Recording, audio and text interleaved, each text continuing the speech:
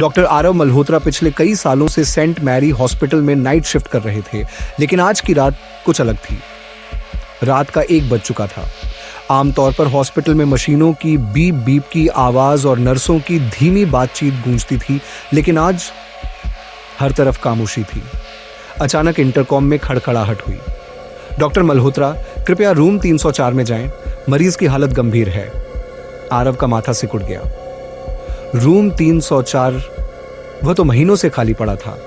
ऊपर की लाइट्स झपकने लगी, दीवारों पर अजीब से साए लहराने लगे। कुछ अजीब था, जैसे कोई उसे वहां बुला रहा हो। वह धीरे धीरे रूम 304 के पास पहुंचे। दरवाजा थोड़ा खुला था, अपने आप हिल रहा था, जबकि हवा का नामो निशान नहीं था। कमरे में झांकते ही उनकी सांस अटक गई। एक बूढ़ा आदमी बेड पर पड़ा था, हल्की सी चादर में लिपटा। उसकी त्वचा राख जैसी स्याह थी और उसका सीना अस्वाभाविक रूप से ऊपर नीचे हो रहा था। आरव के हाथ ठंडे पड़ गए। लेकिन ये मरीज तो कल रात मर चुका था। कमरे के कोने में रखी मशीनें अचानक चालू हो गई।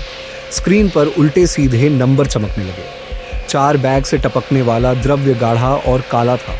कोई दवा नहीं, कुछ और फिर बूढ़े आदमी की आंखें खुल गईं। वे आंखें कुंद नहीं थीं, वे काले खाली गड्ढे थे। कमरा ठंडा पड़ने लगा। दीवारों पर अंधेरे साए नाचने लगे। आरव पीछे हटे, पर उनके पैर जम चुके थे।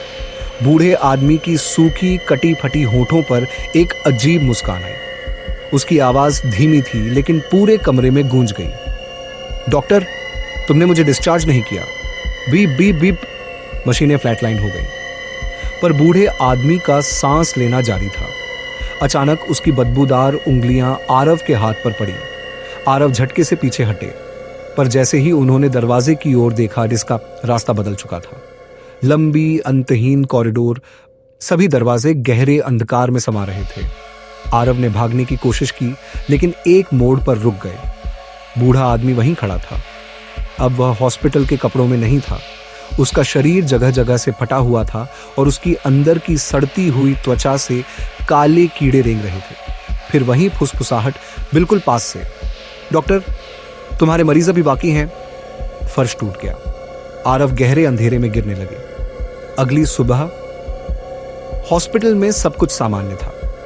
नर्सें अपनी ड्यूटी कर रही थीं, डॉक्टर मरीजों की जांच कर रहे थे। पर रूम 304 के बाहर नया नेम प्लेट लगा था, डॉक्टर आरव मल्होत्रा।